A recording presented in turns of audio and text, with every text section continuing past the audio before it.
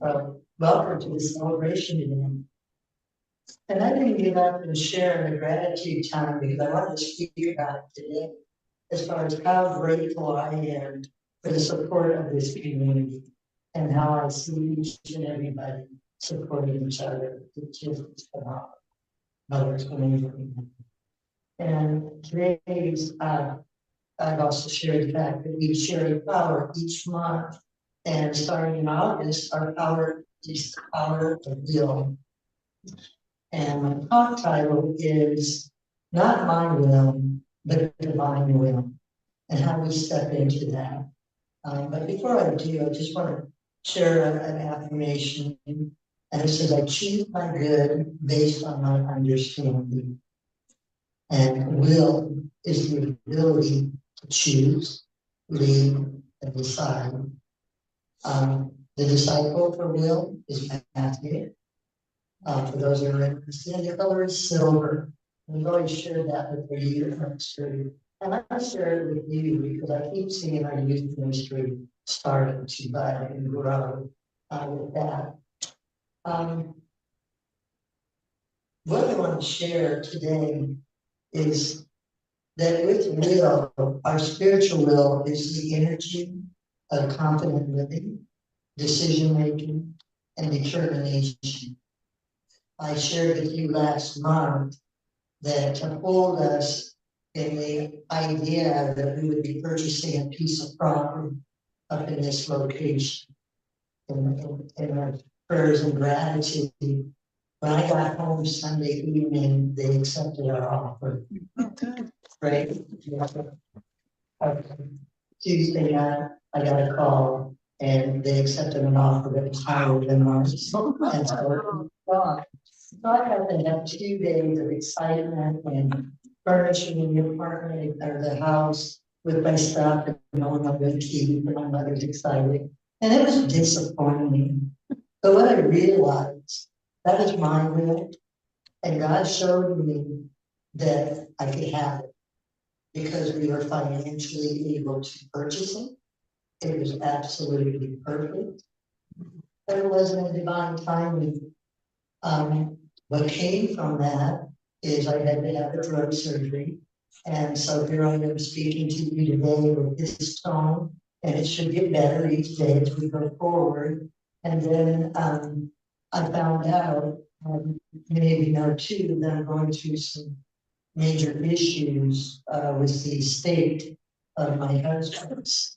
And we got a court date for next Wednesday, for this Wednesday. So it's not time for us to have that house, but the possibilities there. And when we lean into that, we know we'll always be guided in the right and highest, greatest way.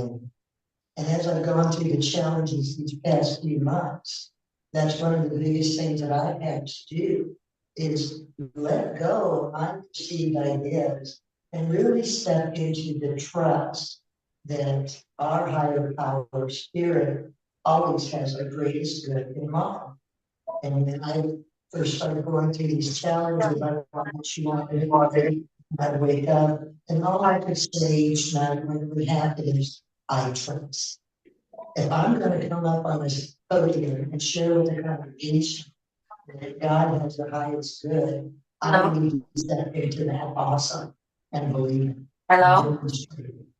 So that's, I feel that each minister that comes up and talks, a lot of times will share their personal story so that they can show that demonstration. It's not about their ego. It's about letting you know that you're putting practical spirituality in your lives and it can work. So 3 weeks ago when I had the schedule for this throat surgery, my friend, Reverend Julie Applegate, offered to speak this Sunday.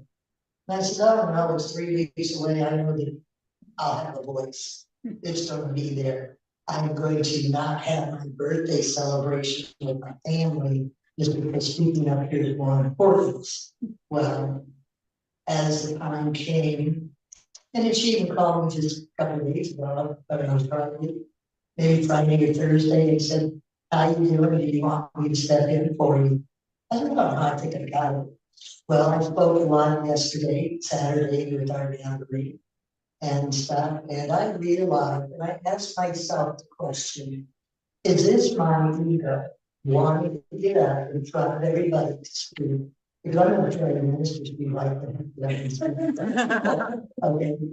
And I said, am I looking at the highest good for our congregation? Am I going to be able to project my voice out to you where you can really understand it and feel it? And I think, that's not fair to you guys. And just pray and listen. So Saturday morning at 8 o'clock, when I'm thinking about this, I called her Julie up and we're up, not expecting her later, but I didn't realize it was only 8. I thought it was later. And so I said, you know what? I'd like to start the talk just to share with you my gratitude for the support. Because when you rely on the highest good for us and you rely on spirit, you were supported in many, many various different ways. And I got to see that this past month as far as how the support came in, how things started to fall in place. So I called her yesterday morning and I said, I'd like to open the talk, but I really would like you to kind of step in and share. And she goes, do you want to prepare a talk? I said, if you feel like it, really I think you can go and play out what we're talking about. Because I trust that you got to say. And so here she is. Let's give her a warm welcome.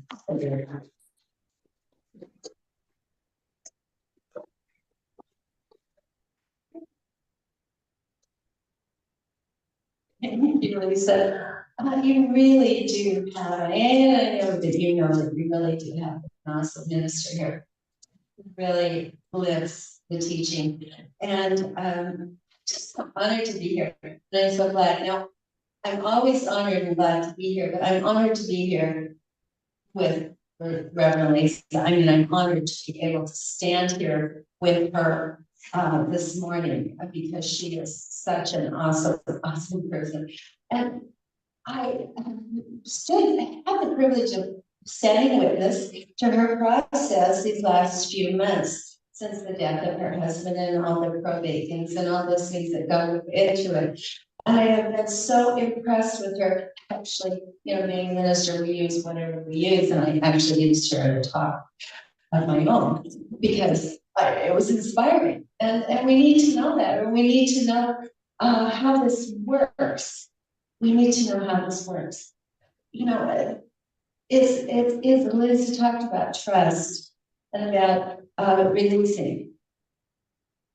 And there's a scripture, and I don't know, Matthew is the, she said, this month. This could be from Matthew, you guys, and I'm gonna wing it on this. But it says your Father knows what you need before you ask. Do we forget that? We just absolutely forget that sometimes. And there's another one that I always used, especially back in the day when I didn't know what the heck I was doing most of the time. And it was, ask and you shall receive, seek and you shall find, knock and it shall be open to you. And I kind of held that as a contract. Yeah, I mean, I did. And in my mind, it's a contract. And so Spirit had to live up to their side of the contract. And I watched Lisa actually live this. I don't know what words she uses in her prayers and in this, but even, you know, where am I going to be? And I think one of the most difficult things for us is to be in the unknown, isn't it? I mean, if I know where I'm going, I can think about it, I can plan for it, I can vision, but to stand in that place of the unknown is really, really hard.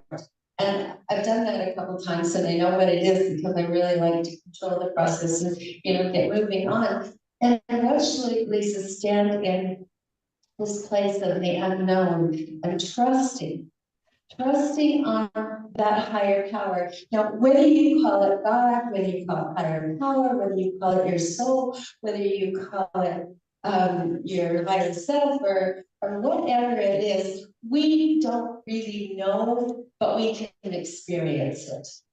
We can't define it. Our finite mind just doesn't define it. But it's there. And we can lean on that. And we know what we know with our finite mind, which isn't always the best. Sometimes it is, you guys, but we know what we know. But there is something greater for us. And I'm not one that says, okay, we're predestined. And yet, I think in some ways we are predestined, that we come with purpose. We talk about purpose here all the time, don't we? And so, we have a choice. We have a choice to lean into that or not to lean into that. There is something given for us to do. And I think ultimately, all the stuff we do, the jobs we have, the relationships we have, I think ultimately underneath all of that is our soul development. Coming into the unity and realization of who we are. And that takes a process of letting go and releasing and trusting and allowing God to be God in us. And I watched that and been inspired by that with Lisa this last month. I mean, I've really been inspired, not just up here talking. I've really been inspired. And what I have noticed, I know 3, maybe 4 people who I stand in awe of attitude. Just attitude in the face of all kinds of difficulty. A couple more health. And really in excruciatingly poor health and yet grateful. And that gratitude, I know, has saved their life. Our attitude, our gratitude, our trust, and surrender to this, all of our spiritual principles that are here to remind us. And I'm just going to tell you a quick story of when I have really surrendered. I kind of like a control freak sometimes. And I don't know if anybody relates to that. I really hope you do, because I hate to be the only one.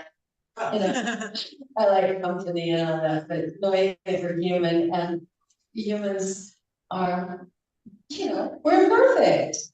Our perfection. I remember I first learned in New God, it said we are perfect. And so I was telling my husband, we're perfect. I didn't get it. I just knew that ministry trusted said we were perfect. So they're like, yeah, no, we're not. And I said, oh yeah, we are. So we are in that essence, that spirit of who we are, that we are evolving in our realization and our awakening to. Therein lies our perfection. Therein lies the wholeness. Therein lies that which knows what is better for us.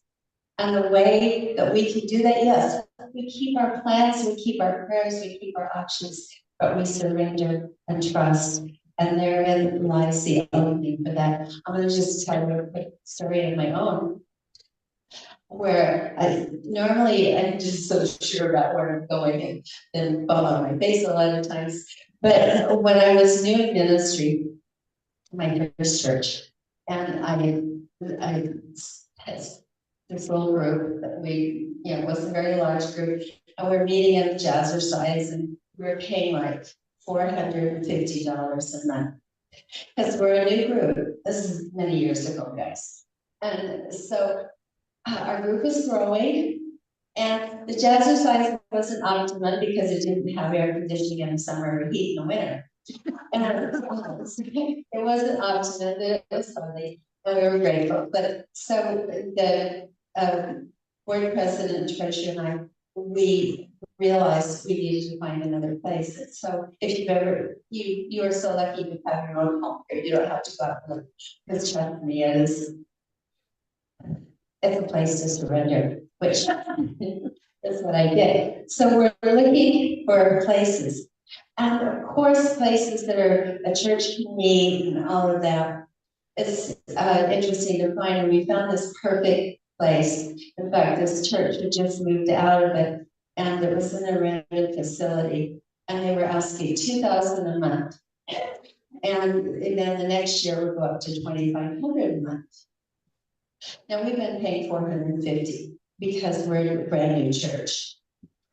And so naturally, I was stressed and worried. Am I leading this group into bankruptcy? And so I didn't know what to do. It was a perfect place. And so when I really wanted to sign for God, this is not like Lisa. She doesn't need a sign. She just trusts. I needed a sign. Did anybody ever just like needed a sign to be absolutely certain about? So I don't do this often because it really takes, and so this is other people's money. It's a lot of a raise. And so I said to Spirit, if we are to move into this place, I want to see a burning bush. And I thought, let's do something that's really dramatic and big. There's where you can see a burning bush. But that just came to me, and I thought, I want to see a burning bush. Moses did, why can't I? And so I swear, I went to a little class at night. Somebody handed me a magazine. I opened that magazine, and the article was about the burning bush. And so we did sign a lease based on the burning bush. And it was perfect, and we went from there, and it grew and it's prospered, and it was a wonderful thing. I have done that 3 times. I'm not willy-nilly about asking for burning bushes, or God's going to say, you know what, it's about time you get it yourself. But I've done that 3 times. 3 times, and I'll tell you one other time.